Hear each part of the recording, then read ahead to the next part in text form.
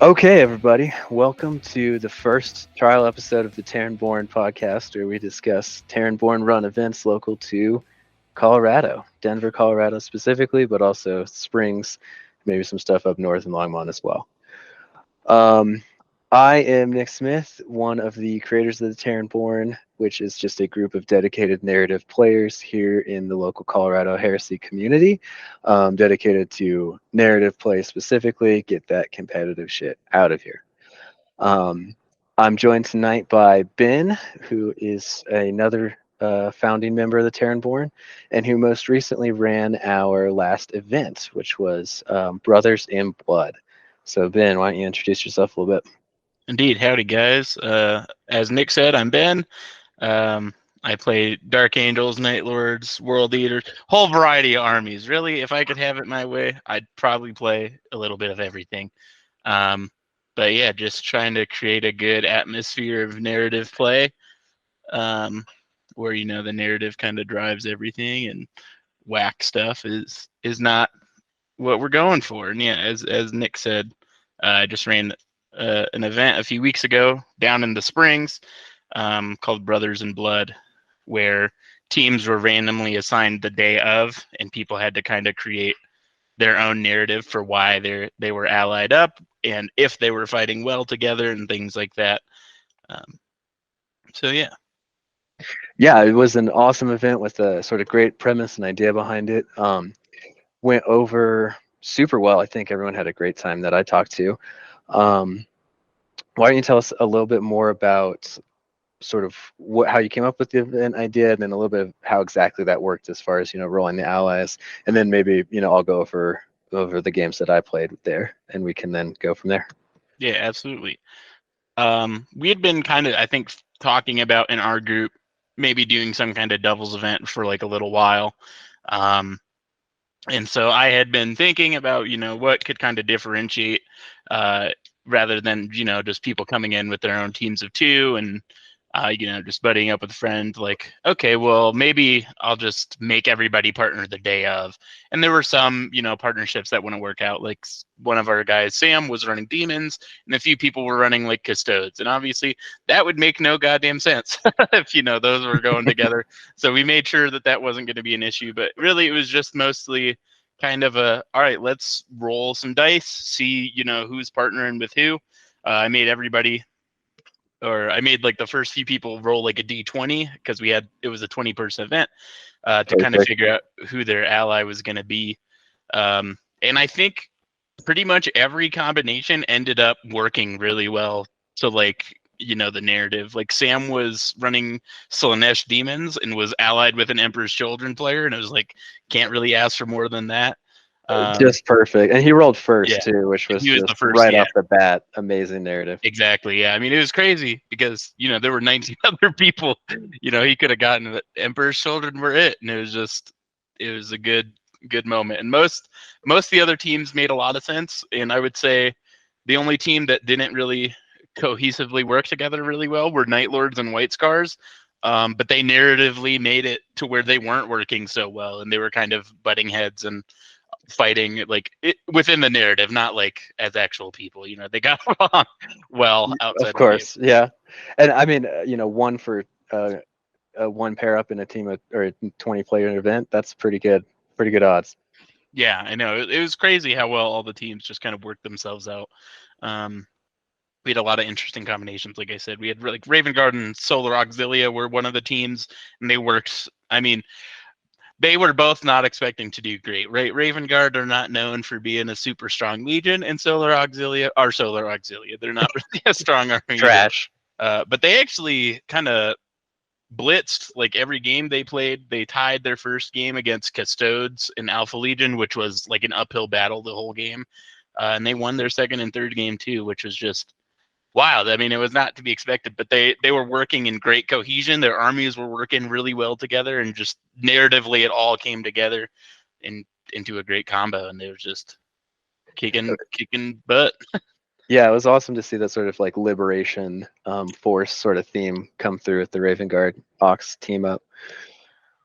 Um, Okay, yeah, I think that's a good sort of overview of the event. I was going to go over the games that I played and sort of the narrative I forged, and then of course, we can talk about some of the mechanics as they come up as I recount my tale at least. Yeah, Um, and then I figured we could maybe talk a little bit about how it was actually running an event and not playing in it after that. yeah, So I brought Blood Angels. Of course, I'm the Blood Angels guy of the group. I love my Blood Angels. Um, and I typically run them without doing a lot of deep striking. I really like the Day of Sorrows list archetype. One, because I think deep striking is a trap in 2.0, but also it's just a fun narrative that doesn't get seen much. Um, so I did have one unit of Assault Marines, but my rest of my troops were Crimson Paladins holding down the line with some Dreadnoughts and then a sort of Death Star-ish at 1500. You can't go too crazy, but I had a Praetor and some Dawnbreakers jumping upfield trying to do what they can to kill the enemy. Um, on the pair up table, I got paired up with our friend Evan, who runs Sons of Horus, and he did a great list there. Traditionally, he likes to go traitorous, but sort of with the background of this event, him and I were both sort of up in the air about, we'll pick the warlord trait that makes sense with our partnership. So, if I got paired up with demons or something, I guess I'm running Traitor Blood Angels. But he sort of got that hard pick, so he went with a loyalist Sons of Horus warlord trait, and we went with like a classic Crusade era Blood Angels and Luna Wolves sort of style team up, which was a fun narrative to draw for sure. yeah, absolutely. Your team was very interesting because you were the second person to roll up an ally, and so you had a large kind of pool of people you could have gotten, and I thought it was very funny that the Blood Angels and Sons of Horus would have been partnered up. And once again, it was just another great like narrative combo that just as soon as the dice rolled it, it was like, all right, that makes sense, like perfect.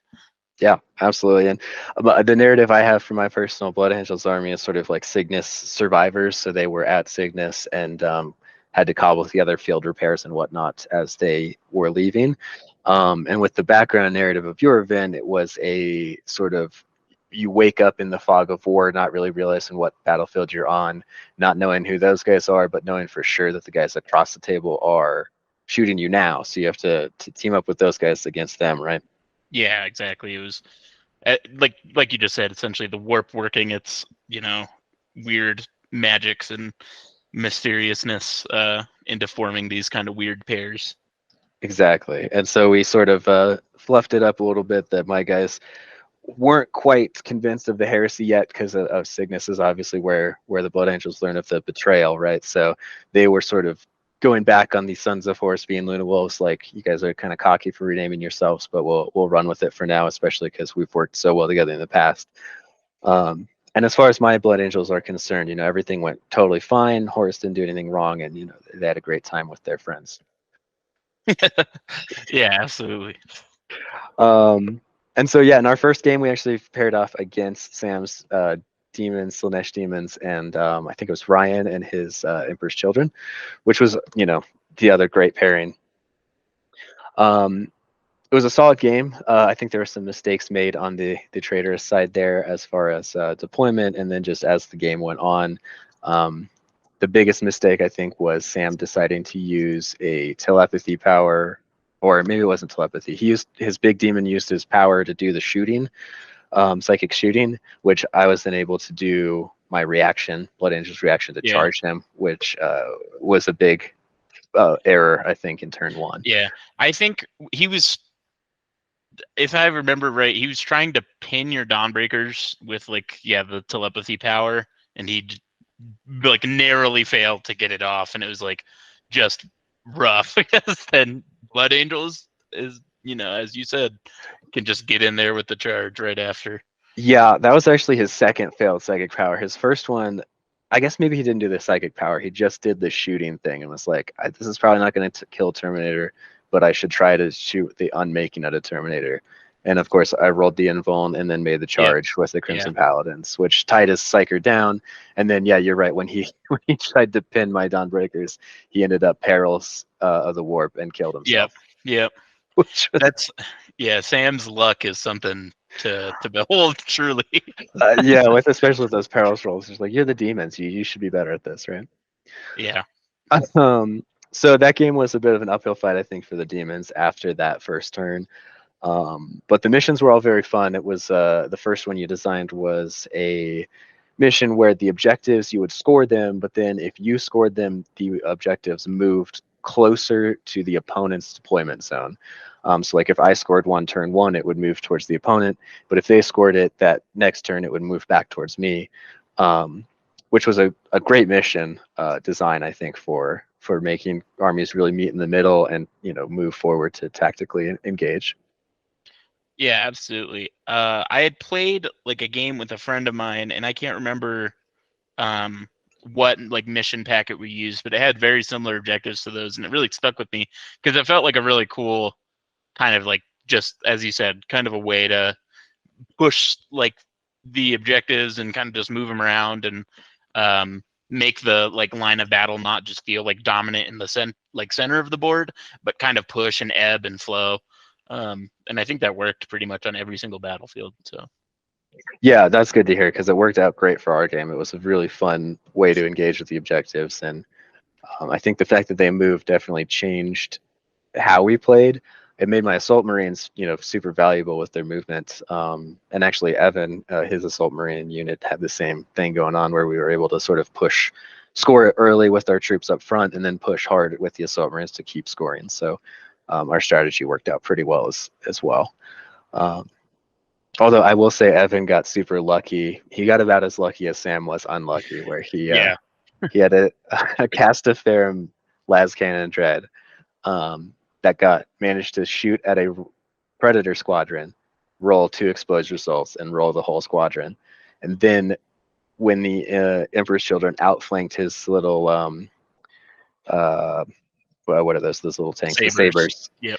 Yeah, when he outflanked those in from the edge, Evan intercepted and got another double explodes and rolled that unit up too, which was just a terrible swing for a little Castaferum to pull off. It was crazy. I mean, like 2 explodes back to back is pretty crazy, and to have that happen twice in a game was just like, oh, it's just not destined to go your way this time, guys. Absolutely. Ryan was a great sport about it though, so it ended up being a great game. We did walk away pretty easily with the victory at the end of it though. The VP was in our favor significantly. Yeah, absolutely. And then from there, you had sort of what I thought was the coolest part of the event, where your mission packet was designed as kind of like a choose your own adventure style book, where after the first mission, you talk with your partner and you figured out, are our guys working better together, or is this alliance sort of on thin ice? Are we having some trouble working together?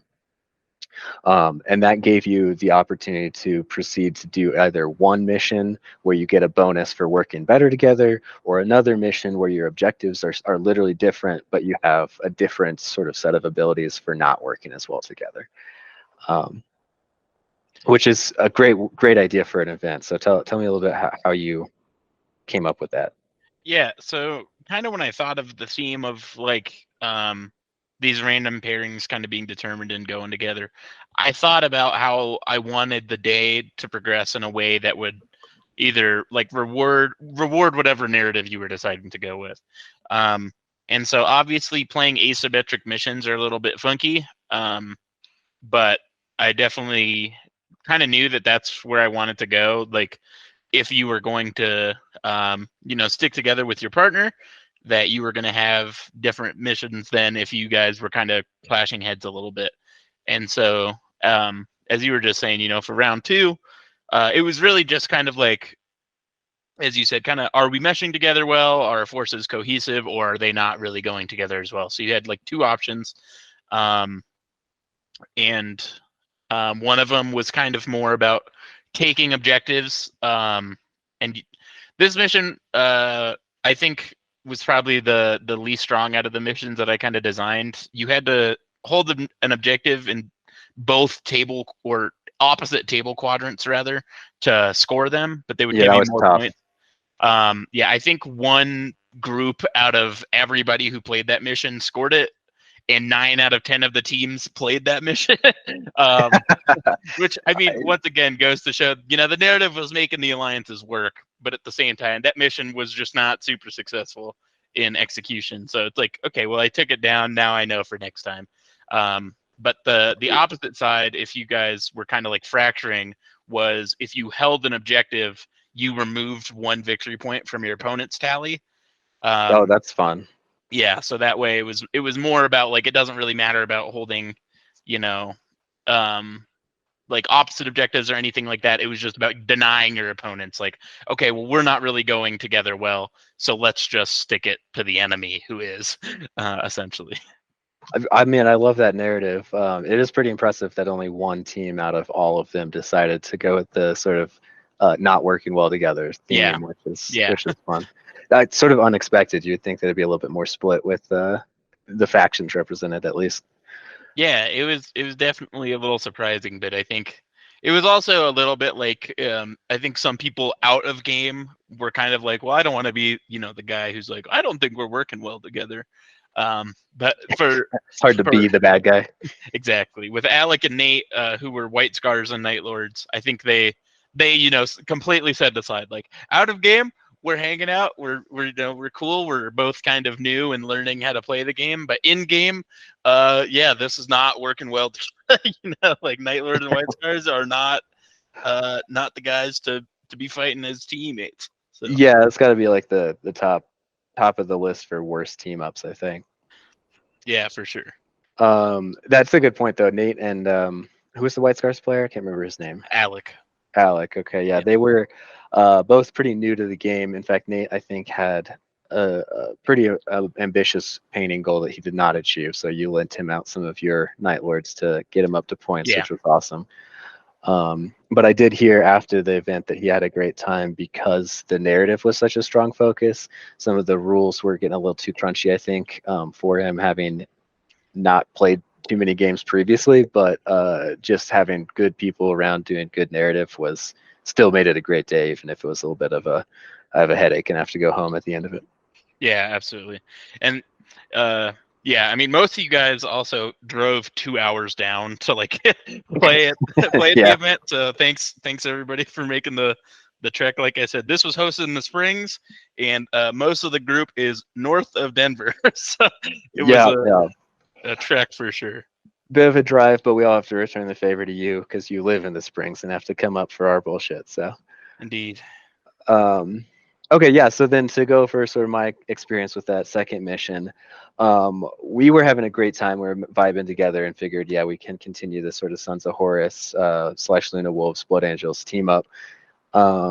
And so we went that way and had that objective that was a little bit hard to score. When I was first reading through it, I was thinking, we both have some pretty good mobile fast units that have line. Like we could probably get some points in on this, especially if we can deny our enemy the same. But then when I saw that our enemy was a Word Bears and Iron Warriors team, it was going to be an uphill battle for us for sure. Yeah. Your friend Ryan had a great Word Bears list put together. It was super thematic. He had 2 20-man tactical squads, which is just beautiful. It looks like the art covers for the Black Library books. And then the Iron Warriors list was narrative for sure, but it was pretty hardcore with a unit of siege tyrants, and then another unit of the Havocs, both of which had some characters in there to really make them super deadly shooting. Yeah, that was pretty tough. That was definitely one of the tougher lists, I think, to go against. It was a little bit of a tough matchup, but I had a good idea, and I discussed it with Evan. We had a pretty good plan. I think we deployed okay. We knew it was going to be a hard fought game, but we thought we had a good plan. And then they asked if we were going to seize, and I was thinking, we really need them to come closer because we have to charge them so we're not being shot by Iron Warriors the whole time. So we can maybe weather a turn of fire at this range, and then the Word Bears will come up. We can engage and sort of be semi-protected as we take out some of their scoring potential. And then, of course, as I'm in mid-sentence trying to tell this to Evan, he rolls the dice, and this is obviously when we get that seize. It's tough to see that and not feel happy about it happening. I remember walking over to you guys and kind of letting you know, hey, the round's about to start soon, and you literally were saying the words, Evan, I don't think we should seize, as the die rolled onto the Yeah. face of the 6. And it was just like, well, good luck, Nick. Yeah. Yeah, I needed it, and it wasn't enough. But we had a tough game. We moved up immediately, and then the Iron Warriors just opened up. Um, and it was a little tough. We managed to keep them from scoring, so it was actually a dead tie on primary objective points. It was just they had one more warlord kill on Yeah. their side, which put them over the edge for a minor victory, which Yeah. was good. But and there's no way we're getting to that Iron Warriors HQ in there. Yeah, absolutely. I guess something I forgot, or we forgot to kind of mention, was both like lists comprising your guys' alliance all had a warlord. Right. So there were 4 on the table. Yeah, which allowed for a lot of shenanigans, and obviously a lot of crazy things kind of were ongoing with it. Yeah, but I think it worked out for the best, Yeah, allowing absolutely. each player to sort of have a character that's there to Yeah, represent their uh, being in the alliance. Um, I do want to shout out Ryan's amazing thematic list for the word bears, though. He had, like I said, two 20-man tacticals, one of which had a chaplain in it, which is obviously classic word bears. But then he was running the Rite of War, where you pick an enemy unit, and if you destroy that unit, then you get to buff up one of your yeah, units. Which is normally pretty fun. And I see a lot of word bearer players talking about trying to max out Galvor back squads and just like buff them to the Primarch levels almost by yeah, using that, absolutely. Yeah, which is always a bit ridiculous and not as much fun. And I actually think it's not for the best because the Galvor back are already going to steamroll whatever they hit. So making them do so harder is just like win more essentially, right? Like exactly. not helping you too much. Um, but Ryan's narrative focused list actually put all of those buffs on a 20-man tax squad with a chaplain, Yeah, which at first sounds like a mistake, but then you realize that's 20 dudes and an HQ that are now weapon skill 5. So that's like a 20-man vet yeah, and squad strength 5. Yeah, they're just with going crazy. hatred on the charge there. They destroyed my what was left of my Dawnbreaker squad, just coming in, and suddenly I'm hitting on 4s instead of 3s, and then they're hitting on 4s as well, but with full rerolls and 20 attacks that wound on 3s. It was glorious to behold the Dark Gods like actually benefiting the Legion as a whole, and not just like 6 Absolutely, dudes. yeah. Yeah, it was hilarious because, as you said, he went after your Dawnbreakers, but he also chose your Dawnbreakers to be the next sacrificial target. So after he was done killing those goons, suddenly his tacticals were weapon skill 6. Yeah, And yeah, they and didn't get moving to like see, 12 inches or some yeah, bullshit. they They didn't get were. to see a lot of combat, but the premise of like, the remaining 16 tacticals or whatever all being weapon skill 6 was Yeah, hilarious to see. And it was a terror to behold from the other yeah, side of the table. absolutely. Yeah, I'm glad that game ended at 4 turns, because if they had kept moving forward, they just would have picked up everything. It would have been a Yeah, nightmare. absolutely. So yeah, that was a great game that we ended up losing, and then the third game had another one of those sort of binary choices where you can decide, are our guys super friends now and they've been through thick and thin and are like best friends totally with each other to the point where HQs can join units from the opposing guys or from your allies like army, versus the like we totally hate each other and this is going to be a hell of a game option. Yeah. um, There was also a middle choice that some people did, which was right. kind of the middle balance of like we're working well together, but we're not best friends, essentially. Right, yeah. Like we're still a legion apart. Yeah, exactly. Um, yeah, which was awesome, and it was great to do for a 3-round event, especially because beyond that you start getting into like exploding choices with Yeah, how many times you get to pick to to change your license. yeah, exactly. Um, but I love the ability to sort of totally bro down. I think that was the most common pick, right? Was the like super friends. I think about half of the alliances picked that, and then half kind of picked the middle one. And then Nate and Alec stuck true with their theme of No, we detest one another, and they Awesome. went straight to hatred mode, and it worked out, I think, in their favor pretty well. I don't think they won their last game against um, Daniel and Dylan, who were playing Raven Guard and Solar Ox, but I think they were really close. It was a brutal match. Alex White Scars Praetor was just tearing up Auxilia left and right, wiping out whole squads by himself, As as he he should, should. as Yeah. he should, exactly. What do they say? Let there be joy in killing, I think. Yeah, There's some joy there for sure. yeah, absolutely.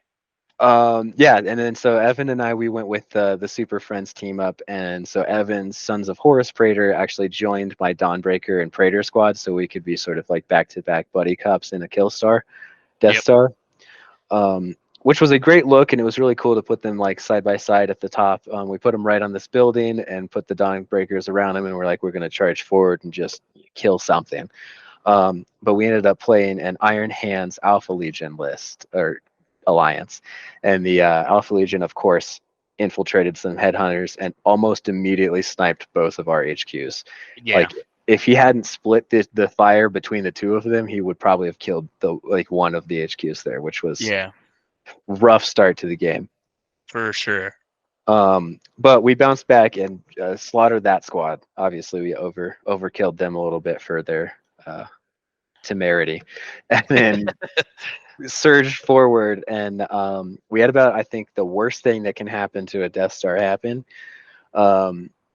We were lining up a charge against his Lernian Terminators. Because we figured the Dawnbreakers would be able to get through 5 of those okay, and nothing else we had really had a chance. So we figured this is the spot. Um, and then Evan decided to try to soften them up, did some shooting, and of course he pulled the smoke and mirrors Alpha Legion bullshit, and they jumped 12 inches Yep. back, so we could Yeah. not charge them anymore. But we didn't want to be shot at by all the Iron Hands tanks there. Yep. So we charged the nearest thing, which was a dreadnought, figuring at least we'd be able to sort of tie it down. And Dawnbreakers are not great at dreadnought killing, but they're okay. But I forget what makes them okay when I normally take them is I run them a lot with a chaplain instead of a praetor. Yep. And so they whiffed on a lot of those hits, and the dreadnought got one more kill to win combat, right? And then we rolled an 11 on our morale, so we failed morale, and then rolled a 1 on our runaway move, and of course he rolled like a 6 or whatever, 5 or 6, and the whole squad just gone. Yeah, dreadnought. Yeah. He didn't even have 2 melee weapons, las cannon and a fist, and he just swept the Dawnbreaker squad, which was absolutely brutal to lose both of the warlords in one go, for sure. yeah, that's true. It was our warlords as well. So rough turn 2 or 3, whatever that happened. Yeah, absolutely. Huh. I think from what I understand from like hearing from you guys and Andrew and Jamie, who were your opponents that game, I think that game ended up being super close because of that unit kill. I think if you guys had won, it probably would have gone pretty well in your guys' favor. But I think that that big climactic moment of you guys losing both your warlords at once set the game to be a little bit more interesting. Yeah, absolutely. It was another one of those awesome, because they chose, I think, the middle of the road path. So we had an asymmetrical mission, which are always a lot of fun. Our objective was there was an objective in basically every section of the table. It was divided in half and then in thirds long ways. So there were 6 total objectives. We scored points by grabbing those objectives and holding them. And this is where my Day of Sorrows list put in line on those Crimson Paladins. I just had two units of 3 of them, and they just stood on those objectives and scored points all game. Without them, it would not have been close. So I'm glad that I had them there. Yeah. But then their objective was the same table doing like areas, basically. So there's 6 areas, but they didn't care about the objective markers. They just cared about owning the section that they were in of the table. So it was kind of cool how if we had like one line unit on an objective, but they had 2 units in this section, we would both score, even though because it was asymmetrical. So it was a Yeah. cool mission set up that way where we could deny each other in sort of unique ways that wasn't just all centered around one objective point. It ended up we were killing them fast enough because the Iron Warrior, or I'm sorry, Iron Hands were charging forward and sort of just walking into us, and we had some pretty hard hitting units that hit them hard. And the Alpha Legion was being a little bit too cagey, so we ended up killing a lot of Iron Hands, which left them with just not enough units to contest and hold the middle and last sections long enough to get the points. Yeah, absolutely. So it was a super close game. I think we won. It's been a couple weeks now, but I'm pretty sure we won on victory points because we didn't get the Warlord kill, but we just held the objectives the most, which honestly Evan was doing on the side. He was pushing forward and holding the mid objectives while I held those back ones after losing my Death Star.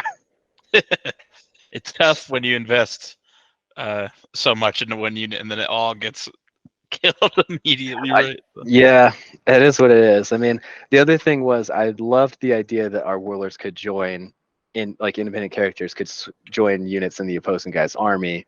But we, not knowing that ahead of time, you can't build a list on sort of the assumption that that'll work out, right? So we didn't have great choices, but we wanted to use that mechanic, and we're like, how can we make this work?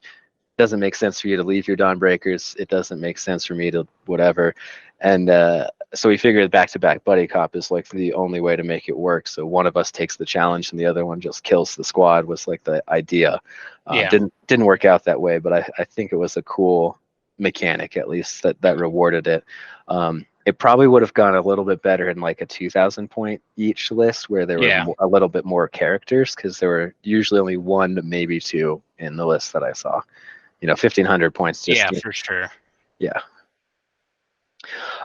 So I had we had a great record, 2-1. You never want to like blow out a narrative event and just like be the guy that wins based on having a dick kicking list. So I think our narrative was great, and we forged bonds of friendship both in game and out a little bit stronger. So it was an awesome event from our perspective.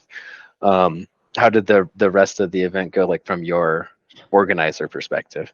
Yeah, I think like the night before I was super stressed, which I think probably goes with territory. Pretty normal. Yeah, I was gonna say I think it's probably pretty normal for running events is to get stressed out.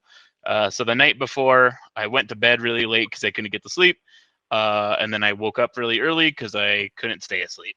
So I was just like, well, hopefully this goes well. And then I got there, started setting everything up, and from then on out, it wasn't as stressful. Everything was going pretty well. The alliances were working themselves out. The games were, going smoothly. Everybody was having a good time. I think the main thing there were a few players and things that weren't like problematic, but were just maybe not having as much fun on the edge. And we're maybe a little bit on the edge with the strength of their list. But I think generally everybody kind of went into it with the expectation that it was like a narrative event. I didn't see any insane lists as far as like competitive. And everything was fully painted and looked great. So yeah, absolutely. I think the biggest thing that Iron Warriors list is probably one of the better ones. There was another Alpha Legion list, not the guy that you played, but Dan who had a pretty strong list too. And he was allied with Custode, so that was like I said, kind of an uphill battle. But luckily, Michael, who was running Custodes, we kind of joke that sometimes he is a little whack-minded, but for the event, he definitely tuned it back. He wasn't playing like a super strong Custodes list. Because he comes from competitive 40K, and we sort of have been really pushing him to be narrative, which I think has worked out. He toned down the list. Yeah, absolutely. Still Custodes, but it's only half the list, and you can work with it and maybe get some VP. Yeah, and he was also like playing narratively, which I have to commend him on. Like in the second game, they were fighting against Sam and Ryan, who were demons and Emperor's Children. And demons are not a a great army this edition. Yeah, it's It's a rough. bit rough, exactly, unless you're like running like a million sovereigns or something. They're like big HQ. Yeah, you can break Like, any list, but theirs is yeah, not. exactly. It's not what it was. Exactly, yeah. Demons aren't great, but in the second mission, for if your teamwork was going well, there was a secondary for if you and your ally both lost the same amount of units, you would gain 3 victory points. Which is a cool thing for sure, because it Yeah, means just you're like not pushing the other guy forward to die in front of you. exactly right. Like you're keeping up with, keeping your bond strong. And as it turns out, Ryan and Sam both brought 8 units in their lists. And so on the last turn of the game, Sam was down to a single unit of demonettes. Ryan was completely tabled, and like I said, Sam had 1 unit left. Michael was there with his custodes, ready, to engage those demons. And Sam moved up, and Dan was like, "Okay, Michael, you just need to withdraw, so that way we win the game. They don't have the VP." And Michael was just like, "No, No. I am here to kill demons. I'm the Emperor's Guardians. I kill demons. It's what we drew." And he literally advanced closer to Sam, so Sam had like a 2-inch charge, and just made it. Got insta killed, and and Ryan and Sam won because they got tabled, which was hilarious to see. That's the most beautiful thing I can imagine in a Yeah, narrative event. their big Slaneshi blood sacrifice worked out. And Which is so like Slanesh truly favored that partnership. One, that they picked each other, which is incredible, and then 2, that they could win the second game against the hardest list by dying at the by right all time. dying, exactly, by dying on the last possible turn.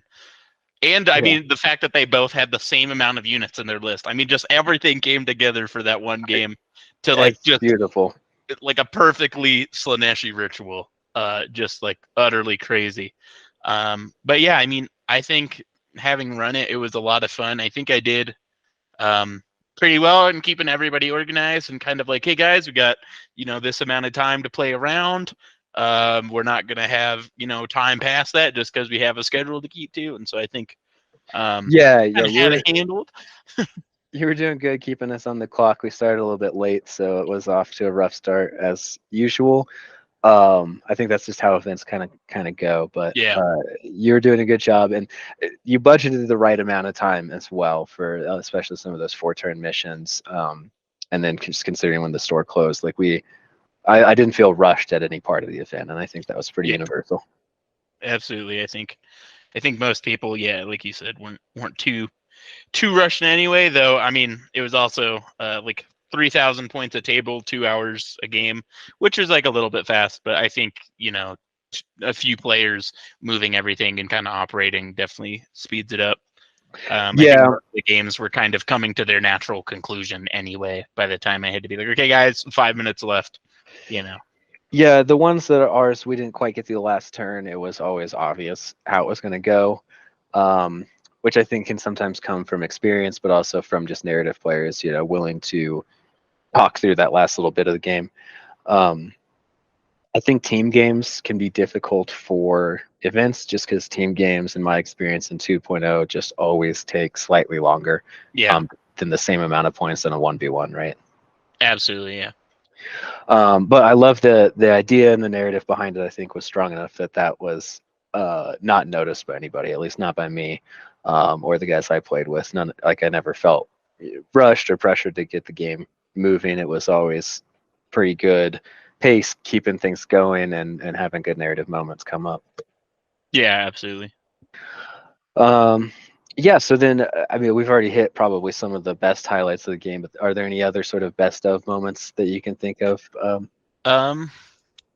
Yeah, in a very similar situation to what happened to your Warlord and Evan's Warlord in that game in the last round, Alec, with his Praetor, charged an entire 10-man command squad of Solar Auxilia in the last round.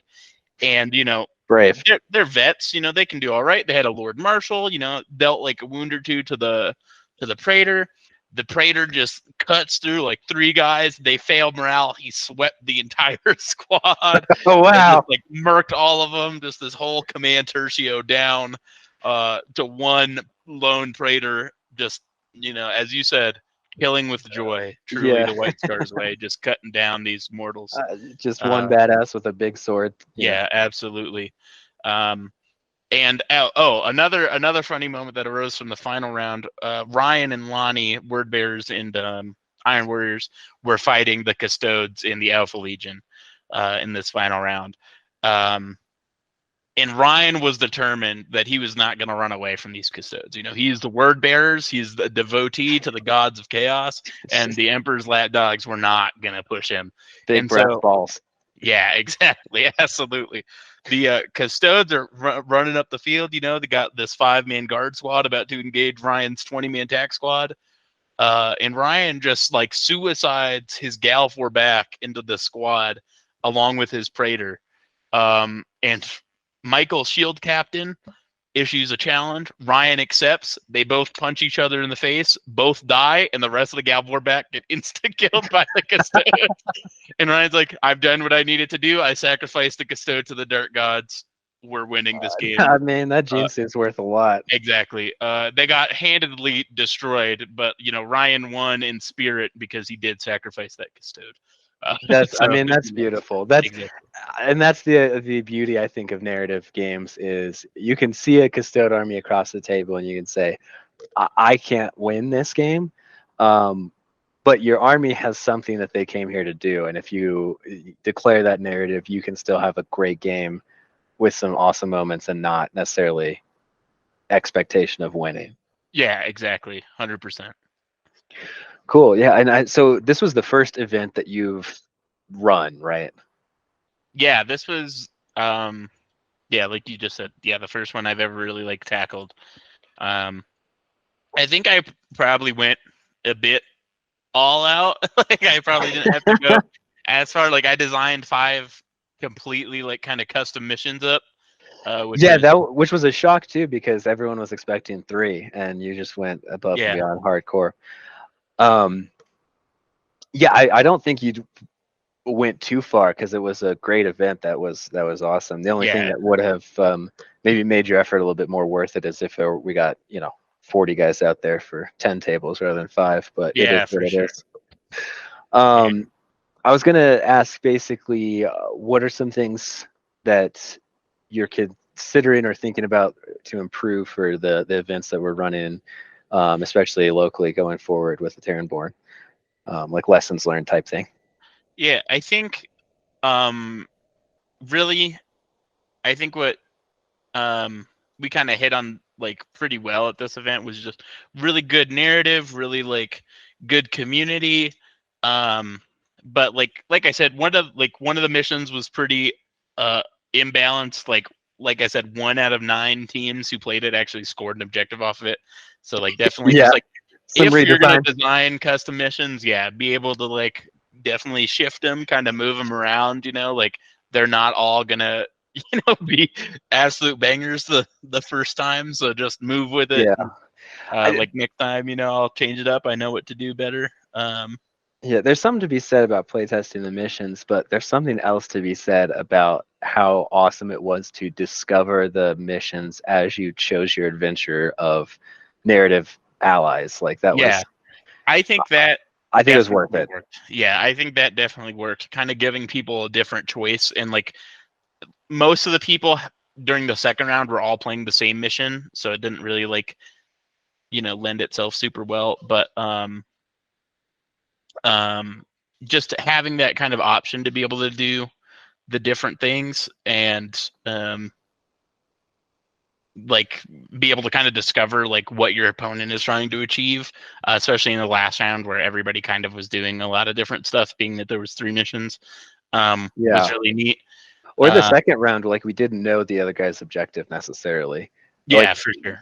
You wrote it that way. Everyone was playing the same mission, so we all kind of did. But if we had been opposed, we wouldn't have known, which was, sort of the reason to keep the mission packs secret until the event, because then you can have those sort of cross-purpose asymmetrical missions, which is a great driver of narrative. Yeah, exactly, for sure. So I think in the future, like doing more stuff like that, where like missions may not be super symmetrical, is probably definitely something to roll with. I think on the planning side, I did have like a few people kind of drop.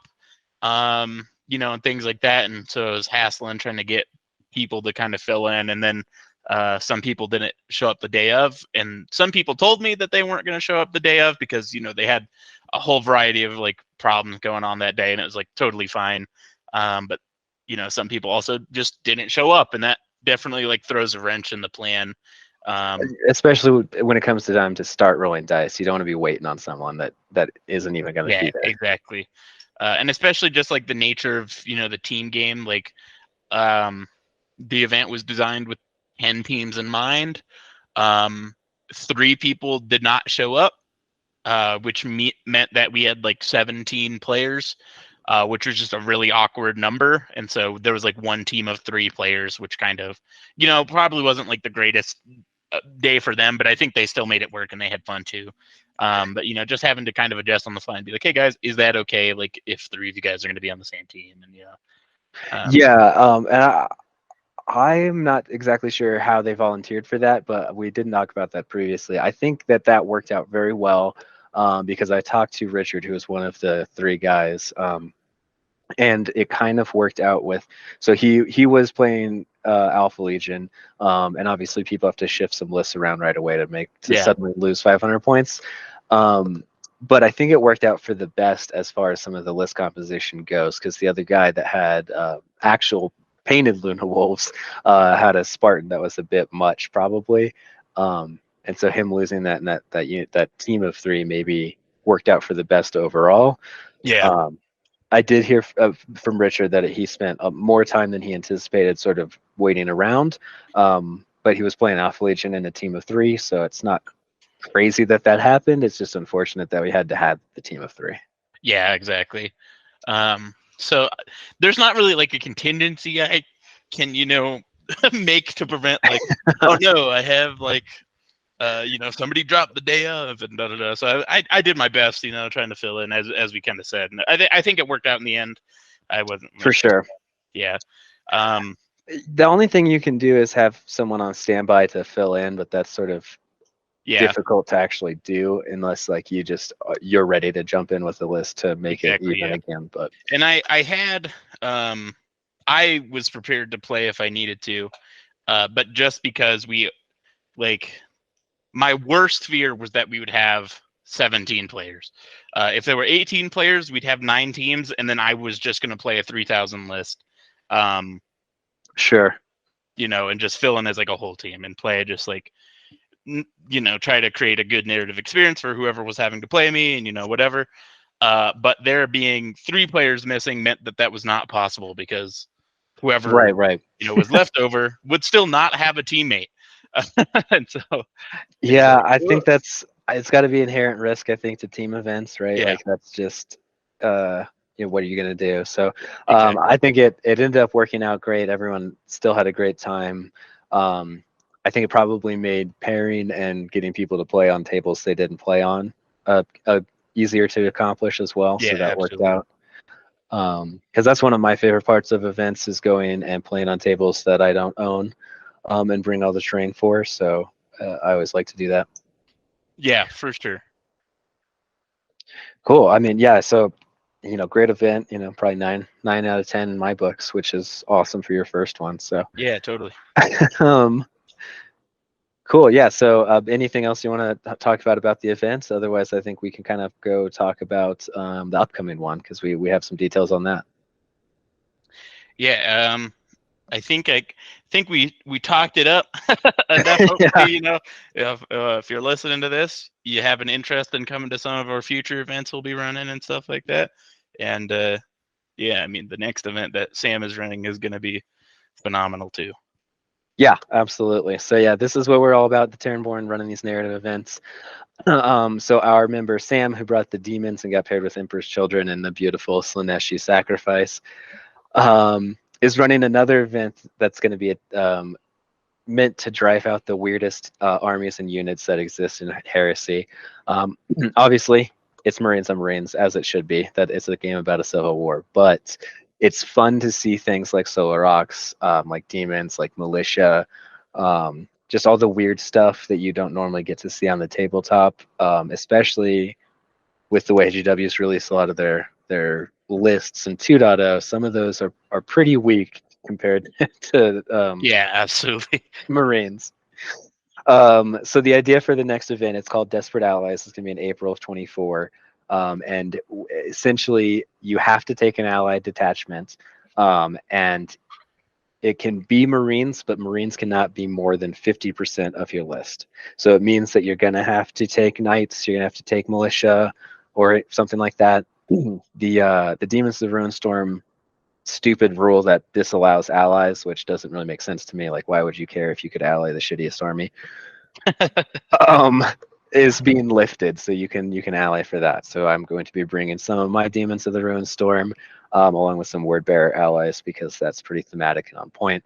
But it's still going to be like 80% demons, and we're seeing a lot of people signing up with militia lists. I know that you're building up a Solar Ox list, right? Yeah, absolutely. So it'll be another awesome narrative event that we're trying to get to. We're almost booked full, and it's not even 24 yet. You know, we've Yeah, got I think 3 absolutely. spots left in Yeah. pre-reg. So it's good to see narrative events taking off in Colorado, and we want to be the drivers of that. You know, really get the narrative people playing together, get the events going. Yeah, absolutely. So yeah, the best place to find more about the Terranborn is our Instagram page. That's where everything will be posted first. It's where battle narrative, battle reports, work in progress pics, all that sort of stuff of the group will be posted there. And it's just at the Terranborn, so pretty easy to find on Instagram. Yep, yep. We'll also have a Facebook page now to host the events, but primarily our events are going to be announced on the Colorado Horus Heresy Facebook page, as well as the Colorado Horus Heresy Discord server. So both those are for local Colorado guys, but if you're not local but Wyoming, you know, Texas, something like that, and maybe are considering driving to events, that's where you can find out more about that. And yeah, hopefully you can join us on our journey to grow narrative events in Colorado and get this heresy moving in the right direction. Yeah, absolutely. Like you said, I mean, if people wanna come out from all over, you know, as long as you're wanting to play narrative heresy, that's all we're trying to foster. So we're all for it. But yeah, I Yeah. definitely want to build up that community here in Colorado. When we get to those 2-day 40-man events in a hotel, we'll let you know. But for now, they're going to be in the local game stores. Hobbytown Westminster is the big one, but the one that you ran in the Springs was at Gamers Haven, which was a beautiful store.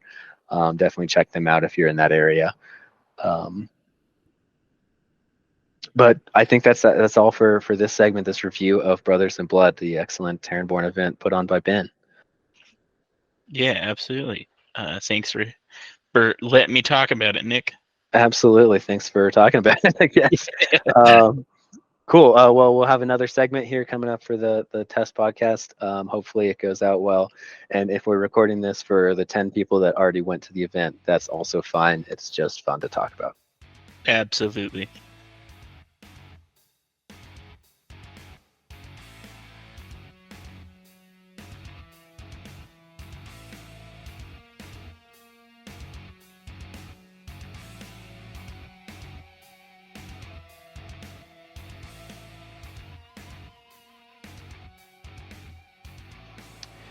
Hey, everybody. In this segment of the Terranborn podcast, we will be reading a dramatic sort of audio drama of a narrative write-up that one of our own, Connor Mackus, did after he hosted a brilliant event.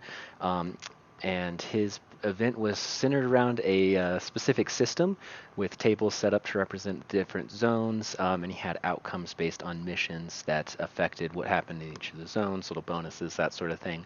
It was a lovely narrative event that I absolutely enjoyed attending. But the big thing is, after the event happened, he wrote up a little narrative short story to sort of summarize the event and the drama that went into that. So we're going to do a quick little reading of that, and hopefully you enjoy. The Aftermath of Trebia. The Loyalist assault on Trebia came like a thunderbolt from a clear sky. Bulk landers and a host of drop landers heralded the arrival of the forces led by Benvolio Ulcris. The multitude of gene-enhanced men descended on the Trevian system with the fury of those scorned by their brothers. In the first interchanges between traitors and loyalists, the throne-loyal forces established a foothold, pushing back the traitors as they faced the fury of the Emperor's loyal sons. However, this was not a pocket empire of lost humanity where resistant Xenos breed. The traitor Astartes were intransigent in the face of orbital superiority and engaged in a variety of tactics to disrupt the tempo of the loyalist assault. The short but furiously fought conflict saw both sides take horrible casualties. Military courses through the conflict regularly saw casual counts of 50% or more, and though prepared for losses, both sides couldn't make such attrition a regular practice.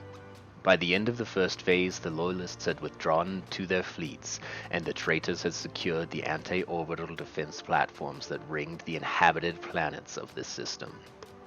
The forces of the Emperor had been repulsed in their efforts to retake Trevia.